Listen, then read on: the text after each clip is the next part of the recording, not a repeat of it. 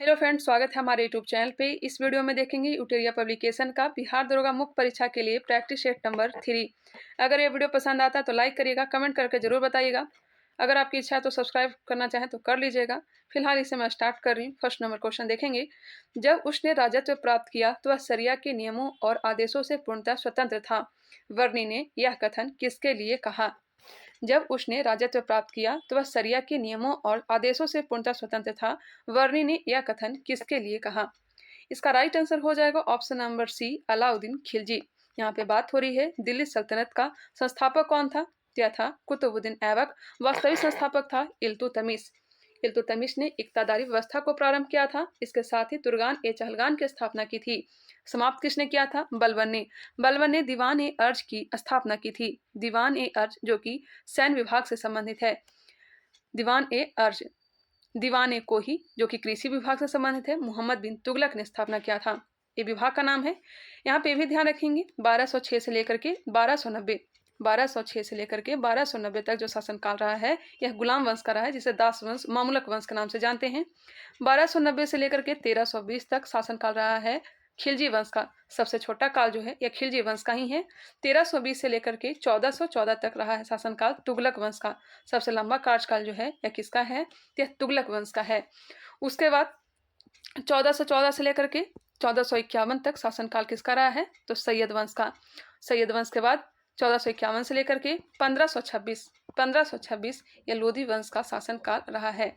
चलिए ध्यान रखेंगे, सबसे लंबा कार्यकाल तुगलक और सबसे छोटा कार्यकाल खिलजी।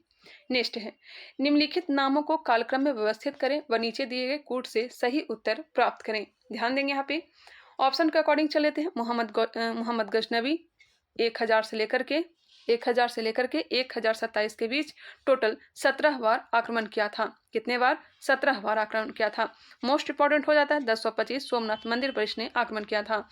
अब चल लेते हैं मोहम्मद गौरी के पास। मोहम्मद गौरी जो है 1175 से लेकर के 1206 1175 से लेकर के 1206 तक आक्रमण किया था। अब आ जाते हैं चंगेज खा। हाँ, मांगवर्नी के पीछा करते हुए इल्तुतमिश के समय 1221 में इसने आक्रमण किया था। 1221 तैमूर यह जो है 1398 में आक्रमण किया था। 1398 और इस समय शासक जो थे नासिरुद्दीन। इसको क्रमबद्ध तरीके से मिलाएंगे तो इसका आंसर प्राप्त होगा ऑप्शन नंबर बी। चलिए नेक्स्ट क्वेश्चन, निम्नलिखित में से किस सुल्तान ने बेरोजगारों को रोजगार दिलवाया? मोस्ट इंपॉर्टेंट, किस सुल्तान ने बेरोजगारों को रोजगार दिलवाया? इनका नाम है Firoz Shah Tughlaq. Firoz Shah Tughlaq, option number C बिल्कुल राइट आंसर है। दीवान ए खैरात की स्थापना की, रोजगार दफ्तर, अनुवाद विभाग, सरकारी अस्पताल जिसे दार उल सफा कहा जाता है और सरकारी खर्च पर हज की यात्रा प्रारंभ करवाई थी। नहरों का जाल फिरोज शाह तुगलक ने ही बिछवा दिया था। चलिए नेक्स्ट क्वेश्चन है 4 नंबर, निम्नलिखित में से किस हड़प्पा नगर के नगर दुर्ग और निचले शहरी क्षेत्रों में कई बड़े कुंड और जलाशय मिले हैं? किस हड़प्पा नगर के दुर्ग और निचले शहरी क्षेत्रों में कई बड़े कुंड और जलाशय मिले हैं? यह मिले हैं धौलावीरा। धौलावीरा जो है कच्छ गुजरात में है। यहाँ से स्टेडियम का विकास प्राप्त हुआ है। ये भी ध्यान रखेंगे, टेराकोटा, मिट्टी के बर्तन, मोती, सोने और चांदी के गहने, मुहरे, मछलीकृत हुक आदि यहाँ से प्राप्त हुआ है। धौलावीरा का पतन मेसोपोटामिया के पतन के साथ ही हो गया था। राखी गढ़ी कहाँ है? तो यह हरियाणा में है। कहाँ है? हरियाणा में है। यहाँ स्टेडियम बनाया, माफ करिएगा, यहाँ म्यूजियम बनाया जा रहा है, म्यूजियम। मोहनजोदड़ो या तो है कहाँ? लड़काना जिला, पाकिस्तान, सिंधु नदी के किनारे। बनावली कहाँ है? तो यह भी हरियाणा में ही है। बनावली हरियाणा के हिसार जिले में है। नेक्स्ट क्वेश्चन है क्वेश्चन नंबर 5, दिल्ली सल्तनत में दीवान ए अर्ज विभाग की स्थापना किसने की थी? दीवान ए अर्ज, आगे ही हमने बताया दीवान ए अर्ज, इसकी स्थापना किसने की थी? बलबन ने। पुनर्गठन किसने करवाया था? अलाउद्दीन खिलजी ने। राइट आंसर ऑप्शन नंबर ए, सैन्य विभाग से संबंधित है। कुमारिल भट्ट और प्रभाकर निम्नलिखित में से किस दर्शन संप्रदाय के हैं? कुमारिल भट्ट और प्रभाकर किस दर्शन संप्रदाय के हैं? यह हो जाएगा पूर्व मीमांसा जैमिनी, उत्तर मीमांसा बादरायण। तोल्काप्पियम क्या है? तोल्काप्पियम क्या है? तोल्काप्पियम कृष्णा तोल्काप्पियर ने किया था। यह तमिल व्याकरण है। इसका राइट आंसर हो जाएगा ऑप्शन नंबर ए। इसके 3 भाग हैं। एक है एछूताधिकारम, 3 भाग हैं, एछूताधिकारम, और एक है सोलाधिकारम और तीसरा है पोरुलाधिकारम। एछूताधिकारम, सोलाधिकारम और पोरुलाधिकारम। प्रत्येक भाग में 9 अध्याय हैं। इस तरह से देखा जाए तो टोटल अध्याय की संख्या कितनी है? 27। नेक्स्ट है, प्रारंभिक मध्यकालीन भारत में मणिग्रामम और नानदेशी क्या थे?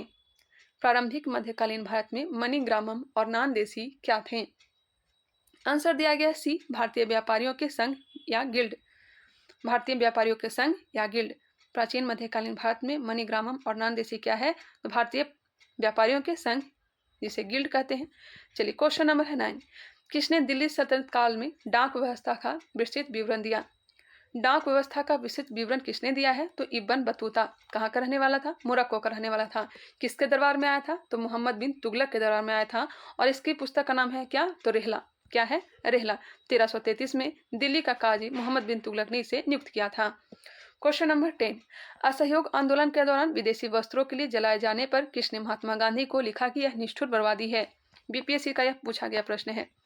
असहयोग आंदोलन के दौरान विदेशी वस्त्रों के लिए जलाए जाने पर किसने महात्मा गांधी को लिखा कि यह निष्ठुर बर्बादी है?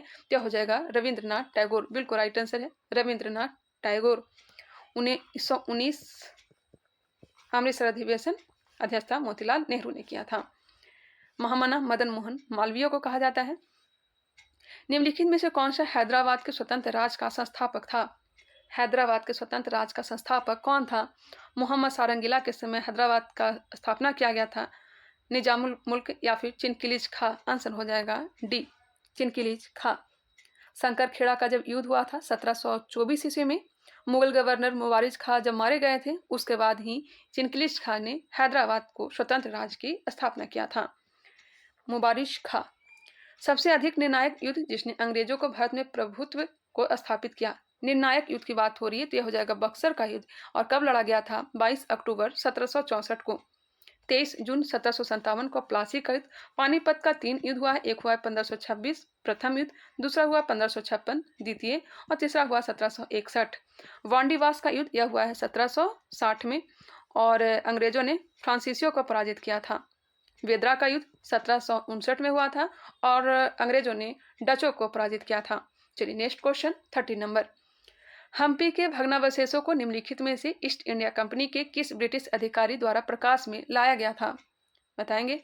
हम्पी के भग्नावशेषों को निम्नलिखित में से ईस्ट इंडिया कंपनी के किस ब्रिटिश अधिकारी द्वारा प्रकाश में लाया गया था? बिल्कुल राइट आंसर हो जाएगा option number A, colonel Colin Mackenzie. Hampi के भग्नावशेषों को प्रकाश में लाया गया था कर्नल कॉलिन मैकेंजी के द्वारा। आंसर हो जाएगा ए। नेक्स्ट प्रश्न है, निम्नलिखित में से कौन एक सही सुमेलित नहीं है? क्वेश्चन को यहाँ पे सुधार कर लें, यहाँ पे नहीं होगा। अब क्वेश्चन सही हुआ। निम्नलिखित में से कौन एक सही सुमेलित है? बताएंगे। कौन एक सही सुमेलित है? महात्मा गांधी मूक नायक, यह गलत दिया गया है। बाल गंगाधर तिलक यंग इंडिया, यह भी गलत है। एनी बेसेंट कॉमनवेल्थ, यह सही दिया गया है। एनी बेसेंट का कॉमनवेल्थ पत्रिका है। भीमराव अंबेडकर, यह भी गलत है। केसरी जो है यह बाल गंगाधर तिलक का है। केसरी बाल गंगाधर तिलक, मूक नायक भीमराव अंबेडकर, यंग इंडिया महात्मा गांधी का है। चलिए सारा निकल गया। इसका जो राइट आंसर होगा ऑप्शन नंबर सी। क्वेश्चन को पहले सुधार कर लेंगे, उसके बाद इसका आंसर प्राप्त हो जाएंगे। पिछड़े वर्गों का उत्थान किसका मुख्य कार्यक्रम था?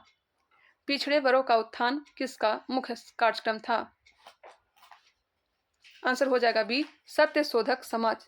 सत्य शोधक समाज संस्थापक कौन थे? तो ज्योतिबा फुले। सत्य शोधक समाज की स्थापना 1873 में किया गया था। 1873 में किया गया था। आर्य समाज की स्थापना कब किया गया था? 1875 में। रामकृष्ण मिशन की स्थापना 1897 में किया गया था। प्रार्थना समाज की स्थापना कब किया गया था? आप लोग कमेंट करके बताएंगे। निम्नलिखित किस पहाड़ी पर पूर्वी घाट पश्चिमी घाट से मिलता है? किस पहाड़ी पर पूर्वी घाट पश्चिमी घाट मिलता है? तो मिलता है नीलगिरी पहाड़ी। बिल्कुल right answer option number C, Nilgiri पहाड़ी। नीलगिरी पहाड़ी को ब्लू माउंटेन भी कहा जाता है। इसके सबसे ऊंची चोटी है डोडा बेटा। डोडा बेटा जिसकी ऊंचाई 2637 मीटर है। 2637 मीटर डोडा बेटा की ऊंचाई है। अनाईमुडी की सबसे ऊंची चोटी अन्नामलाई। निम्नलिखित में से कौन सुमेलित है? कौन सुमेलित है? राज्य और राजधानियां दिया गया है। असम का शिलोंग, मेघालय का कोहिमा, नागालैंड का गुवाहाटी, मिजोरम का आइजोल। कौन सुमेलित है? इसका जो राइट आंसर हो जाएगा ऑप्शन नंबर सी, मिजोरम की राजधानी कहाँ है? आइजोल। असम का दिसपुर, मेघालय का मेघालय का राजधानी शिलोंग, मेघालय का शिलोंग। नागालैंड का कोहिमा। इसका right answer option number C. 18 number, Bihar में सर्वाधिक वर्षा वाला जिला कौन सा है? बिहार में सर्वाधिक वर्षा जो होती है किशनगंज में। ऑप्शन नंबर ए। चीनी उद्योग से संबंधित निम्न कथनों में से कौन सही है? कौन सा सही दिया गया है? विश्व में चीनी उत्पादन में भारत का हिस्सा 20% से अधिक है। यह गलत दिया गया है, 20% से अधिक नहीं है, 14.4% ही है। 14.4%। भारत में चीनी उद्योग दूसरा सबसे बड़ा कृषि आधारित उद्योग है। जी बिल्कुल, पहला है सूती वस्त्र और दूसरा है चीनी उद्योग। भारत चीनी का सबसे बड़ा उपभोक्ता है, यह भी गलत है। भारत चीनी का सबसे बड़ा उत्पादक है। भारत चीनी का सबसे बड़ा उपभोक्ता, यह तो सही है। भारत चीनी का सबसे बड़ा उत्पादक, यह गलत है। 2 और 3, 2 और 3 बिल्कुल राइट आंसर है। ऑप्शन नंबर हो जाएगा डी, 2 और 3। चलिए क्वेश्चन नंबर 20 सुमेलित करना है। जयसम्मत झील, जयसम्मत झील कहाँ है? तो यह हो जाएगा राजस्थान। जयसम्मत झील राजस्थान। बड़खल झील हरियाणा। लोकटक झील मणिपुर। कालीवेली झील तमिलनाडु। एक बार फिर से, जयसम्मत झील राजस्थान, बड़खल झील हरियाणा, लोकटक झील मणिपुर, कालीवेली झील तमिलनाडु।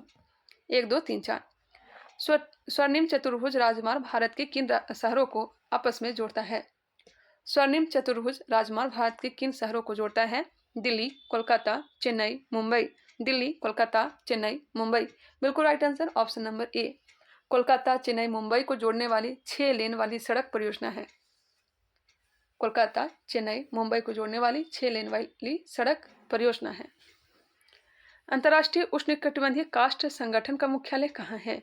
अंतर्राष्ट्रीय उष्णकटिबंधीय काष्ठ संगठन इंटरनेशनल ट्रॉपिकल टिम्बर ऑर्गेनाइजेशन का मुख्यालय कहाँ है? तो जापान के योकोहामा में। जापान के योकोहामा में। निम्नलिखित में से कौन सा अक्षांश छोटा अंडमान द्वीप समूह और कार निकोबार द्वीप समूह को पृथक करता है? बताएंगे। मालदीव को मिनिकॉय से 8 डिग्री, मालदीव को मिनिकॉय से 8 डिग्री चैनल, मिनिकॉय और लक्षद्वीप, मतलब लक्षद्वीप और मिनिकॉय 9 डिग्री चैनल, और अंडमान निकोबार 10 डिग्री। आंसर हो जाएगा बी, 10 डिग्री उत्तरी अक्षांश। लगभग 115 किलोमीटर की लघु नहरों और वितरिकाओं वाली दमन गंगा जलाशय परियोजना कहाँ स्थित है? लगभग 115 किलोमीटर की लघु नहरों और वितरिकाओं वाली दमन गंगा जलाशय परियोजना कहाँ स्थित है? ये स्थित है दादर व नगर हवेली। दादर व नगर हवेली। वही अगर पूछा जाए कि दमन गंगा बांध किस राज्य में है? दमन गंगा बांध किस राज्य में है? क्या हो जाएगा? गुजरात में। दमन गंगा बांध किस राज्य में है? यह गुजरात में है। और यह जो है लाभान्वित राज्य महाराष्ट्र, दमन और दीव और गुजरात, तीनों राज्य लाभान्वित होते हैं। क्वेश्चन नंबर 25 निम्नलिखित में से कौन सा एक वर्ष 2011 की जनगणना के अनुसार राज्यों का उनके न्यूनतम जनसंख्या घनत्व के आधार पर सही अनुक्रम है? न्यूनतम जनसंख्या घनत्व है कहाँ? बताएंगे। तो हो जाएगा अरुणाचल प्रदेश, उसके बाद मिजोरम, मिजोरम के बाद सिक्किम। सबसे कम जनसंख्या जो है सिक्किम में ही है। घनत्व की बात हो रही थी तो इसका राइट आंसर हो जाएगा option number B, Arunachal Pradesh, Mizoram, Sikkim. Next है मिलान करने के लिए कॉफी बोर्ड। कॉफी बोर्ड कहाँ है? तो बंगलुरु। कॉफी बोर्ड कहाँ है? बंगलुरु। रबड़ बोर्ड कोट्टायम, रबड़ बोर्ड कोट्टायम। चाय बोर्ड कोलकाता। तंबाकू बोर्ड गुटूर। एक बार फिर से देखेंगे। कॉफी बोर्ड बेंगलुरु, रबड़ बोर्ड कोट्टायम, चाय बोर्ड कोलकाता, तंबाकू बोर्ड गुटूर। इसका आंसर हो जाएगा ऑप्शन नंबर बी। प्रवाल भित्तियों की वृद्धि के विषय में निम्नलिखित कथनों में से कौन सा एक सही नहीं है? कौन सा एक सही नहीं है? प्रवाल अलवणीय जल में प्रचुरता से उग सकता है। ध्यान देंगे। प्रवाल अलवणीय जल में प्रचुरता से उग सकता है। इसे 23 डिग्री से 25 डिग्री के बीच के उष्ण जल की आवश्यकता होती है। जी बिल्कुल, इसे 23 डिग्री सेल्सियस से 25 डिग्री सेल्सियस के बीच के उष्ण जल की आवश्यकता होती है। इसे छिछले लवणीय जल की आवश्यकता होती है। जी हाँ। इसे प्रकाश संश्लेषण में सहायता के लिए प्रचुर मात्रा में सूर्य के प्रकाश की आवश्यकता होती है। जी हाँ, तीनों के तीनों सही दिया गया है। प्रवाल अलवणीय जल में प्रचुरता से उग सकते हैं, यह गलत दिया गया है। आंसर हो जाएगा ए। सबसे ज्यादा प्रवाल भित्ति कहाँ है? तो ऑस्ट्रेलिया के उत्तर पूर्वी भाग में है। दक्षिण अमेरिका में मध्य अक्षांशीय घास के मैदान को क्या कहा जाता है? दक्षिण अमेरिका में मध्य अक्षांशीय घास के मैदान को क्या कहते हैं? पंपास। पंपास। पंपास है कहाँ? तो अर्जेंटीना में। अर्जेंटीना। इसके साथ उरुग्वे ब्राज़ील के दक्षिणी भागों में भी फैली हुई है। वेल्ड कहाँ है? तो यह दक्षिण अफ्रीका में है। पेरिज उत्तरी अमेरिका में है। अस्टेपिज कहाँ है? डाउन्स जो है कहाँ है? तो डाउन्स हो जाएगा Australia, downs Australia. Next question है, अस्टेपिज घास का मैदान मध्य एशिया या फिर यूरोप में है? बिहार में प्रथम कांग्रेसी सरकार का गठन कब किया गया था? बिहार में प्रथम कांग्रेसी सरकार का गठन कब किया गया था? 20 जुलाई 1937, 20 जुलाई 1937। और प्रथम कांग्रेसी सरकार का मुख्यमंत्री कौन बने थे बताएंगे? तो श्री कृष्ण सिंह, श्री कृष्ण सिंह। वही विधानसभा के अध्यक्ष बने थे राम दयालु सिंह और उपाध्यक्ष बने थे प्रोफेसर अब्दुल बारी। बिहार की यात्रा करने वाले प्रथम ब्रिटिश यात्री कौन था? बिहार की यात्रा करने वाला प्रथम ब्रिटिश यात्री Ralph Fitch. Option number A. Akbar के समय में यह भारत आया था। टॉमस रो या तो जहांगीर के दरबार में 1608 में आया था। पीटर मुंडी यह आया था शाहजहां के दरबार में। पटना से प्रकाशित होने वाला प्रथम अंग्रेजी अखबार कौन सा था? पटना से प्रकाशित होने वाला प्रथम अंग्रेजी अखबार कौन सा था? The Bihar Herald, the Bihar Herald. Option number B. 1875 में दी बिहार हेराल्ड समाचार पत्र का प्रकाशन पटना से हुआ करता था। और इसके संपादक कौन थे? तो गुरु प्रसाद सेन, गुरु प्रसाद सेन। 1881 ईस्वी में पटना से इंडियन क्रॉनिकल नामक समाचार पत्र का प्रकाशन होता था। 1881 ईस्वी में इंडियन क्रॉनिकल। दी बिहार हेराल्ड 1875। संपादक कौन थे? गुरु प्रसाद सेन। Question number 32। भारतीय संविधान में शामिल प्रावधान एवं स्रोत का कौन सा युग्म सही है? संविधान में संशोधन दक्षिण अफ्रीका का संविधान से लिया गया, बिल्कुल। अनुच्छेद 368 की बात हो रही है। राष्ट्रपति का आपातकालीन शक्ति जर्मनी का संविधान से लिया गया, यह भी सही है। और 1935 का अधिनियम के तहत भी लिया गया है। राष्ट्रपति की आपातकालीन शक्ति जर्मनी का संविधान, आपात उपबंध जर्मनी के संविधान। 1 और 2 दोनों सही दिया गया। ऑप्शन हो जाएगा सी। क्वेश्चन नंबर है 33। केंद्रीय सतर्कता आयोग निम्न के द्वारा स्थापित किया गया। केंद्रीय सतर्कता आयोग निम्न के द्वारा स्थापित किया गया, तो स्थापित किया गया है भारत सरकार के द्वारा। भारत सरकार भ्रष्टाचार रोकने के लिए। नेक्स्ट है, संविधान की बुनियादी ढांचे में संशोधन करने का अधिकार संसद को नहीं है। सर्वोच्च न्यायालय ने यह किस वाद में फैसला लिया था? इसका राइट आंसर हो जाएगा option number B, Kesavananda Bharati बनाम केरल राज। 1973 के केशवानंद भारती बनाम केरल राज। नेक्स्ट है, भारत सरकार का संवैधानिक अध्यक्ष कौन है? भारत सरकार का संवैधानिक अध्यक्ष कौन होता है?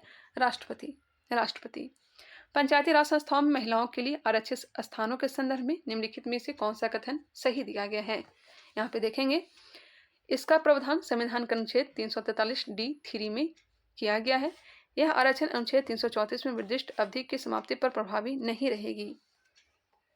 कौन सा कूट सही दिया गया? तो केवल और केवल एक। Question number 37। बिहार में लोकसभा एवं राज्यसभा की सीटों की संख्या क्या है?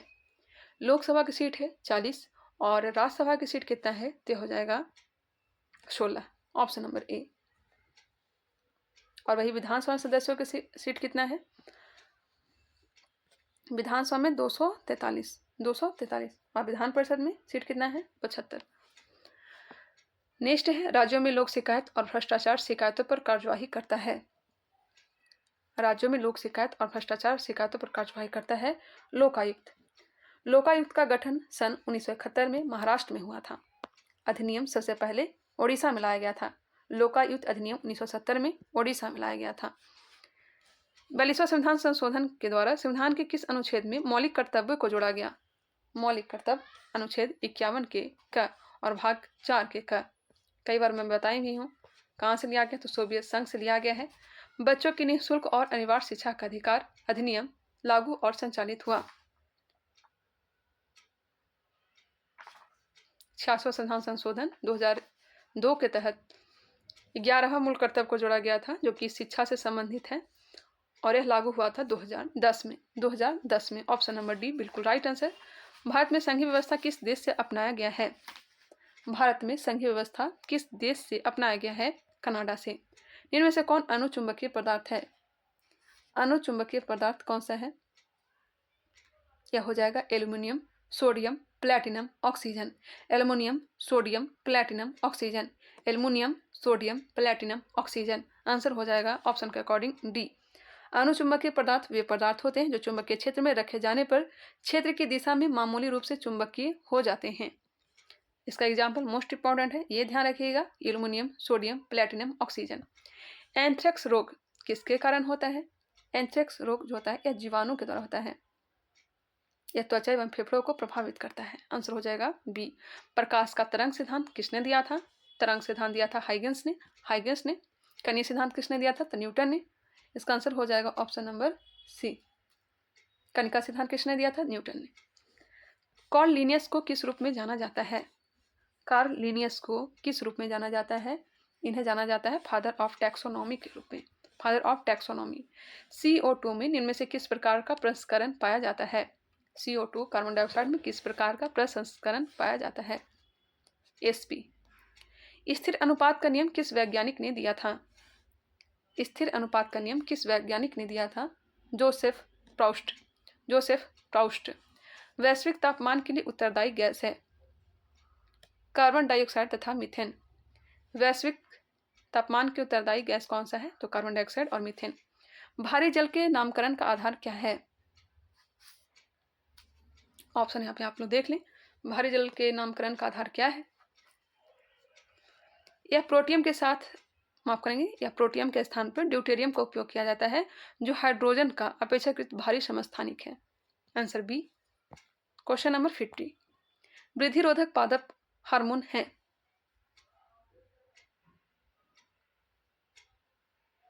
वृद्धिरोधक पादप हार्मोन है abscisic acid. Option number B abscisic acid. Nano publication में अधिकतर जो आंसर है गलत दिया गया है। अगर प्लेटफॉर्म का प्रैक्टिस शीट मेरे पास आ जाता है तो मैं उसे ही स्टार्ट करने वाली हूँ, उसे मैं स्टॉप फिर कर दूंगी। क्वेश्चन तो सही दिया गया लेकिन आंसर है जो कुछ कुछ गलत दिया गया है।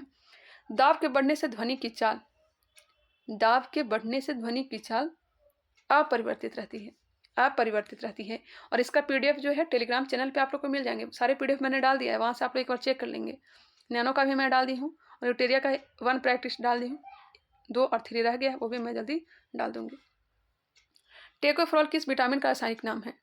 टेकोफिरॉल विटामिन E का, कैल्सीफिरॉल विटामिन D का, फिलोक्विनोन विटामिन K का, साइनोकोबालामीन विटामिन B12 का। सारा का सारा निकल गया। पदार्थ की प्रकृति से संबंधित मूलभूत सिद्धांत किसने प्रतिपादित किया था? पदार्थ की प्रकृति से संबंधित मूलभूत सिद्धांत किसने प्रतिपादित किया था? John Dalton. पदार्थ की प्रकृति से संबंधित मूलभूत सिद्धांत किसने प्रतिपादित किया था? John Dalton. नाभिक का सिद्धांत रदरफोर्ड ने दिया था। जब कोई पिंड मुक्त रूप से पृथ्वी की ओर गिरता है तो इसकी कुल ऊर्जा, जब कोई पिंड मुक्त रूप से पृथ्वी की ओर गिरता है तो इसकी कुल ऊर्जा अचल रहती है। कुछ दिनों तक खुले में रखे जाने पर चांदी की बनी वस्तुएं किसके कारण काली हो जाती है? Ag2S के कारण। Option number C. यदि किसी द्रव पर दाब बढ़ता है तो उसका क्वथनांक, यदि किसी द्रव पर दाब बढ़ता है उसका क्वथनांक बढ़ता है। दाब बढ़ने से क्वथनांक बढ़ता है। कार्ल लिनियस को किस रूप में जाना जाता है? कार्ल लिनियस को फादर ऑफ टैक्सोनॉमी। कौन सा ऊतक पौधों के प्रकाश संश्लेषक हिस्सों से सामग्री के परिवहन में मदद करता है? फ्लोएम। निम्नलिखित में से कौन अंतःस्रावी ग्रंथि नहीं है? अंतःस्रावी ग्रंथि नहीं है लार ग्रंथि, जबकि एड्रिनल, थायराइड यह सब अंतःस्रावी ग्रंथि है। सोडियम एक प्रतिक्रियात्मक तत्व है जो किसके साथ खुले में प्रतिक्रिया करने पर यह विस्फोट करता है और आग लग जाती है? सोडियम ऑक्सीजन के साथ खुले में प्रतिक्रिया करने पर यह विस्फोट करता है और आग लग जाती है। निम्नलिखित में से कौन सा क्षेत्र उष्णकटिबंधीय सदाबहार वन से ढका हुआ है? उष्णकटिबंधीय सदाबहार वन से पश्चिमी घाट। निम्नलिखित में से कौन सा युग्म सुमेलित नहीं है? संस्थान और मुख्यालय दिया गया है। कौन सा युग्म सुमेलित नहीं है? अंतर्राष्ट्रीय सस्य वानिकी अनुसंधान केंद्र नैरोबी, टाटा ऊर्जा अनुसंधान संस्थान नई दिल्ली, भारतीय वन प्रबंधन संस्थान भोपाल, या तीनों के तीनों सही दिया गया है। एक बार फिर से याद कर लेंगे। अंतर्राष्ट्रीय सस्य वानिकी अनुसंधान केंद्र कहाँ है? तो नैरोबी में है। टाटा ऊर्जा अनुसंधान संस्थान नई दिल्ली, भारतीय वन प्रबंधन संस्थान भोपाल। नेक्स्ट क्वेश्चन है,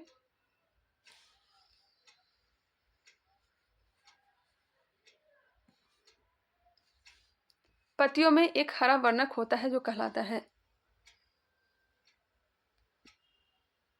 बताएंगे। पत्तियों में एक हरा वर्णक होता है जो कहलाता है, यह कहलाता है क्लोरोफिल। क्लोरोफिल।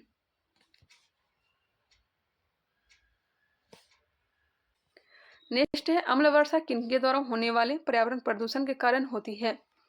अम्ल वर्षा किनके द्वारा होने वाले पर्यावरण प्रदूषण के कारण होती है? नाइट्रोजन ऑक्साइड और sulphur dioxide. Option number D बिल्कुल राइट आंसर है। निम्नलिखित में से कौन एक सुमेलित नहीं है? वन्यजीव अभ्यारण्य और राज्य दिया गया है, कौन सुमेलित नहीं है? मूंगाबिका कहाँ है? तो कर्नाटक में है। डालमा झारखंड में है। नेयर, नेयर जो छत्तीसगढ़ में नहीं है, यह कहाँ है? केरल में। नेयर कहाँ है? तो यह केरल में है। कांटीगांव गोवा। इसका right answer option number C. याद करेंगे, मुकाबिका कर्नाटक, डालमा झारखंड, नेयर केरल। नेयर केरल में है, कांटीगांव या कहाँ है? तो गोवा में है। बंद अर्थव्यवस्था वह अर्थव्यवस्था है जिसमें न तो निर्यात होता है और न ही आयात। मोड वैट संशोधित मूल्य वर्धित कर का संबंध किससे है? मोड वैट का संबंध किससे है? बिक्री कर से। किससे है? बिक्री कर से है। क्वेश्चन नंबर 68, गरीबी हटाओ का नारा किस पंचवर्षीय योजना में दिया गया? बताएंगे, गरीबी हटाओ का नारा किस पंचवर्षीय योजना में दिया गया है? इसका जो आंसर दिया गया है, ऑप्शन नंबर बी दिया गया है, 5वीं पंचवर्षीय योजना, जो कि गलत है। गरीबी हटाओ का नारा दिया गया था 4थी पंचवर्षीय योजना में। उन्मूलन की बात कही गई थी 5वीं पंचवर्षीय योजना में। तो इसका आंसर मेरे ख्याल से ऑप्शन नंबर ए होना चाहिए। आप लोग कमेंट करके बताएंगे 68 का आंसर क्या होगा। ऐसे इसका आंसर ऑप्शन नंबर बी दिया गया है। नारा पूछा जा रहा है, अर्थशास्त्र के बारे में कौन सा वाक्य सत्य है? अर्थशास्त्र के बारे में कौन सा वाक्य जो है सही दिया गया है? यह एक मौर्य राजनीतिक अर्थव्यवस्था और शासन पर एक निबंध पुस्तक है। बिल्कुल। इसकी तिथि और लेखन बिना किसी विवाद के एक पूर्णतः प्रतिष्ठित सत्य है। दुर्भाग्य से इसकी प्रामाणिकता का साक्षी कोई अन्य माध्यम नहीं है। इसका आंसर ऑप्शन नंबर डी उपयुक्त सभी। किसी व्यक्ति ने young wild life photographer of the year 2023 का पुरस्कार जीता। किस व्यक्ति ने young wild life photographer of the year 2023 का पुरस्कार जीता? यह जीता है विहान तालिया विकास ने। विहान तालिया विकास। विहान तालिया विकास। एक दो क्वेश्चन पूछने जाने की संभावना भी रहेगी, करंट अफेयर्स भी। कलेक्टिव स्पिरिट कंक्रीट एक्शन पुस्तक के लेखक कौन है? Shashi Shekhar Vempati. Collective spirit concrete action पुस्तक के लेखक शशि शेखर वेम्पति। अबुआ आवास योजना किस राज्य के शासित प्रदेश का कार्यक्रम या योजना है? अबुआ आवास योजना यह तो अपना झारखंड का है। पड़ोसी राज्य। 21वां एशियाई खेल 2030 का आयोजन कहाँ किया जाएगा? 21वां एशियाई खेल 2030 का आयोजन कहाँ किया जाएगा? दोहा में। 2026 में कहाँ किया जाएगा?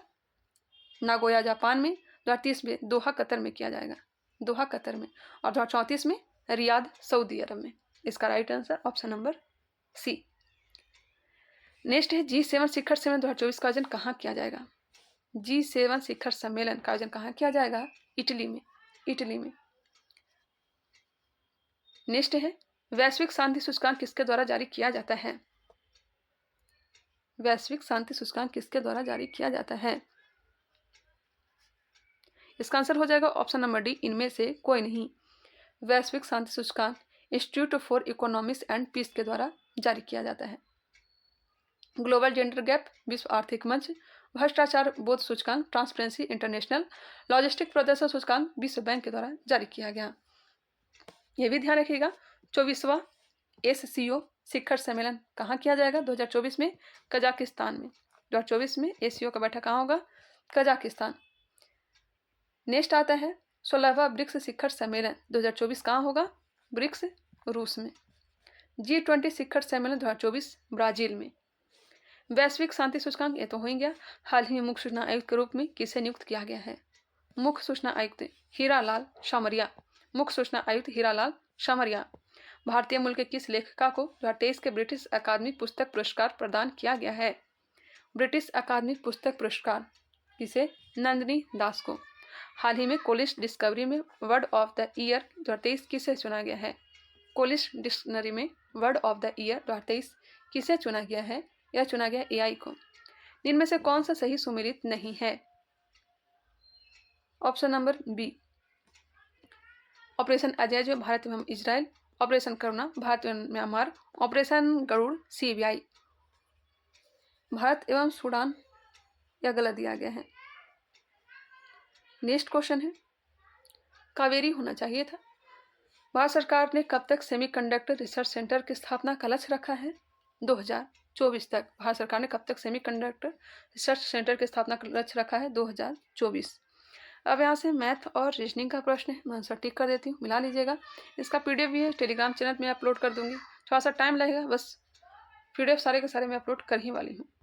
ऑप्शन नंबर बी 82 का, ऑप्शन नंबर 3, ऑप्शन नंबर 82 का क्या हमने बताया? Option number B, option number B. 83 का आंसर हो जाएगा ऑप्शन नंबर डी। 84 देख लेंगे, 84 का आंसर होगा बी। 85 इसका right answer option number B. 86 का हो जाएगा ऑप्शन नंबर ए। 87 का D. 88 option number A. 89 option number A. 90 और प्रश्न option number B. 90 number option number B. 91 का D. 92 option number C. 93 option number C. 94 option number D. 95 का दिया गया option number C, 17 metre. 17 metre. 96 इसका right answer हो जाएगा option number C. 97 option number D. 98 option number ए।